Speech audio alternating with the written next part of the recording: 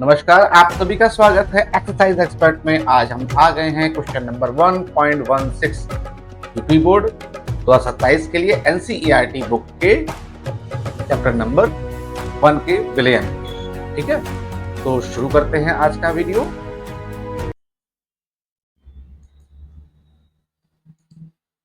सबसे पहले सवाल को अच्छे से पढ़ लेते हैं। सवाल है हमारा 1.16, हेप्टेन एवं ऑक्टेन का एक आदर्श विलयन बनाते हैं। 373 केल्विन पर दोनों द्रव घटकों के वाष्प दाब क्रमशः दे रखे हैं 105.2 किलो पास्कल तथा 46.8 किलो पास्कल। यदि 26 ग्राम हेप्टेन और 35 ग्राम ऑक्टेन के मिश्रण का वाष्प दाब क्या होगा? तो हमारे पास कुछ चीजें दे रखी हैं, पहले उनकी बना लेते हैं लिस्ट। हेप्टेन हेप्टेन है और ऑक्टेन है। हेप्टेन क्या होता है? कार्बन के साथ 7 होंगे और हाइड्रोजन होंगे 16। CnH2n+2 का फॉर्मूला यूज करते हैं और साथ में मिलाया गया है ऑक्टेन को, मतलब C8H18। ठीक है, इन दोनों का मिश्रण बनाया गया है और बनाया गया है विलयन। कौन सा? आदर्श विलयन। ध्यान रखिएगा, क्या है ये? आदर्श विलयन। अगर आदर्श विलयन होता है तो वह हमेशा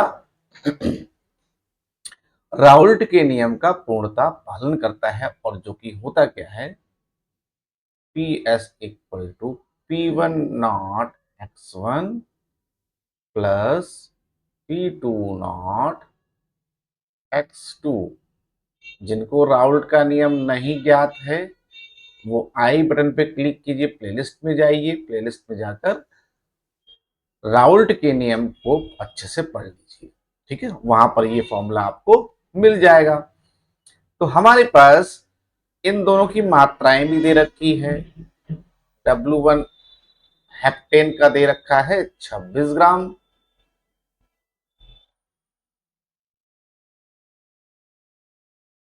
और W2 यानी ऑक्टेन का दे रखा है 35 ग्राम, 35 ग्राम। हम हमारे पास जो और भी चीज गिवन है, शुद्ध अवस्था में इसका जो दाब है यानी P1 नॉट दे रखा है क्रमशः है, तो ये क्या है? हेप्टेन का 105.2 किलो पास्कल और इसका है P2 नॉट ऑक्टेन का, वो दे रखा है 46.8 किलो पास्कल। इतनी चीजें हमारे पास दे रखी हैं। W1 दे रखा है, W2 दे रखा है, P1 नॉट दे रखा है, P2 नॉट दे रखा है। अब फॉर्मूले को और सही से देखें, इसमें हमें P1 नॉट की आवश्यकता है, P नॉट की आवश्यकता है, X1 और X2 हमें निकालने हैं। ये अगर हमें मिल जाएंगे तो PS क्या पूछा गया है? मिश्रण का वाष्प दाब क्या होगा, यानी विलयन का वाष्प दाब क्या होगा, हम आसानी से निकाल पाएंगे। तो हमारे लिए सबसे बड़ा टास्क क्या है? X1 और X2 यानी दोनों घटकों के मोल अंश की गणना करनी पड़ेगी। तो शुरू करते हैं। मोल अंश कैसे निकाला जाता है? दोनों के अणु भार भी निकाल लेते हैं। M1 ये है 7 12 7 84। कार्बन कितने? 7 है और 16 हाइड्रोजन के। ये हो जाएगा आपका पूरा 100। क्या हो जाएगा? 100। यानी हेप्टेन का मोलर द्रव्यमान या अणु भार 100 है। ऐसे ही ऑक्टेन का निकाल लेते हैं। 12 8 96 और 18 तो 96 और 20 होते हैं 116 से, 2 माइनस कर देंगे 114 आ जाएगा। कितना जाएगा? 114। क्लियर है? तो दोनों के हमारे पास मूल द्रव्यमान मिल गए हैं, यानी ग्राम प्रति मोल होता है इसका मात्रक। इसको ले देते हैं ग्राम प्रति मोल। तो इसको भी कर देते हैं अंडरलाइन। हमारे पास M1 और M2 के मान भी मिल गए हैं। अब बस यहां पर हम क्या करेंगे, दोनों के मोल अंश निकाल लेंगे, यानी x1 की वैल्यू निकालनी है हमें, जो कि निकलेगा, सबसे पहले इसके मोल निकाल लेंगे। x1 नहीं निकलेगा डायरेक्ट, क्या निकालना पड़ेगा, पहले मोल निकालने पड़ेंगे, यानी C7H16 के मोल। ये कैसे निकलेंगे? W1 अपॉन M1 से।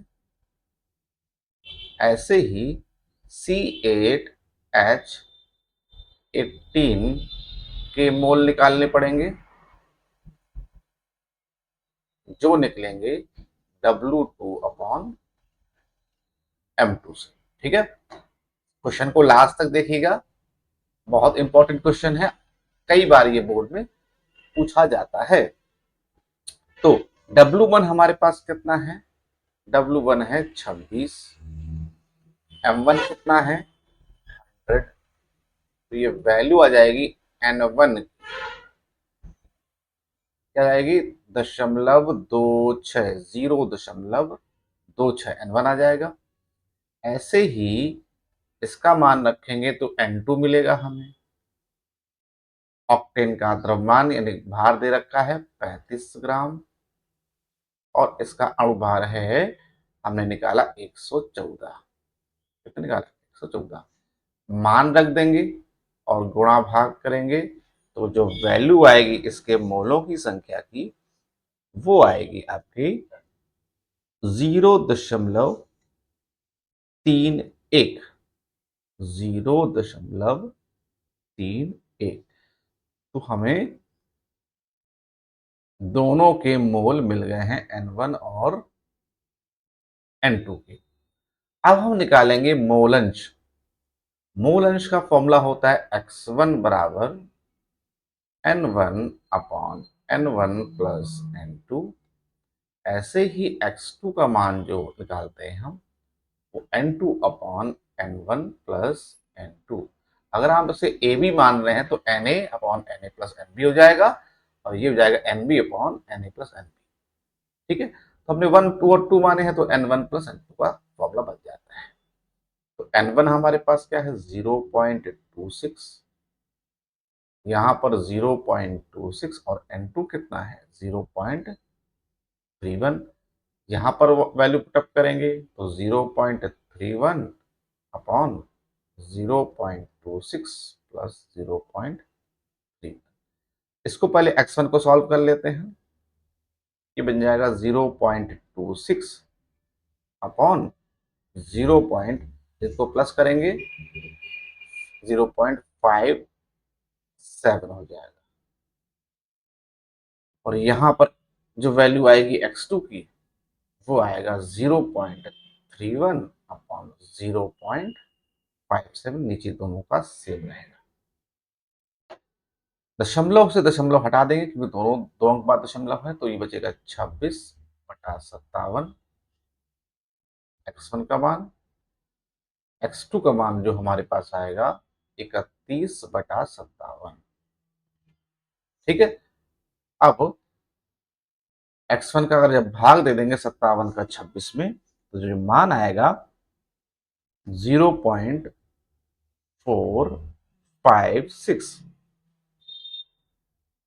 और ऐसे ही x2 का जो मान आएगा वो आएगा 0.544।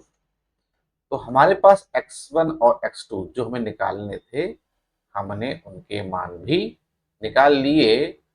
पर क्वेश्चन अभी खत्म नहीं हुआ है, अंतिम तक देखिएगा वीडियो, क्योंकि हमें मिश्रण का वाह दाब चाहिए था, यानी पीएस का मान चाहिए था। तो हम यहाँ पर P1 नॉट का भी मान लिख देते हैं नीचे यहीं पर, P1 नॉट का मान और P2 नॉट का मान भी यहीं पर लिख देते हैं। P1 नॉट का मान दे रखा था हमारे पास, वो था 105.2 105.2 किलो पास्कल, और P2 का मान दे रखा था 46.8 किलो पास्कल। ठीक है, इसको भी हम जरा अंडरलाइन कर लेते हैं।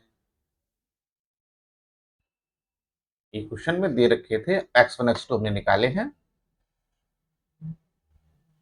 तो इसको भी हम ब्रैकेट में भर लेते हैं, जिससे हमें समझने में आसानी रहे कि हमारे पास कौन कौन सी वैल्यू है।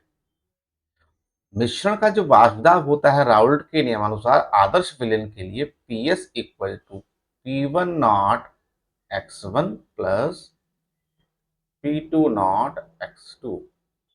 P1 नॉट है 105.2 और x1 है 0.456। हम केवल सारे मान रख रहे हैं, अब इधर रखेंगे इधर के वाले मान, यानी 46.8 गुणा 0.544। ये वैल्यू हमने यहाँ पुटअप करी है और ये वैल्यू हमने यहाँ पुटअप, ठीक है। तो अब PS का मान निकाल लेते हैं। इन दोनों का जब हम गुणा करते हैं तो हमारे पास वैल्यू आती है 47.97। इन दोनों को जब गुणा करते हैं तब वैल्यू आती है 25.46। ठीक है, अब दोनों को प्लस कर लेंगे तो PS का मान मिल जाएगा हमें, तो PS बराबर हो जाएगा 47.97 और 25.46 को प्लस कर देंगे तो आ जाएगा 73.43 किलो पास्कल। और यही हमारा हो गया आंसर। तो कितने आसानी से हमने ये क्वेश्चन सॉल्व कर लिया है। क्वेश्चंस को कॉपी में एक बार नोट डाउन जरूर करें, एक बार ये वीडियो जरूर देखें, वीडियो देखने के बाद अपने मन से लगाने की कोशिश करें तो क्वेश्चन आसानी से और समझ में आएगा। ठीक है, तो मिलते हैं अगले वीडियो में, जो कि होगा क्वेश्चन नंबर 1.16। और जो भी चैनल पर नए हैं लाइक शेयर सब्सक्राइब करते रहें और अपने दोस्तों को भी बताएं कि यहाँ पर आपको NCERT के सारे क्वेश्चन, चाहे थ्योरी हो चाहे न्यूमेरिकल हो, वो आपको बताए जाएंगे। साथ ही साथ हमारे चैनल पे आपको नेक्स्ट मंथ से जो प्रैक्टिकल्स हैं वो भी करके बताए जाएंगे। ठीक है, विजुअलाइजेशन के साथ साथ हमारे चैनल पर बने रहिए। आपके लिए नमस्कार।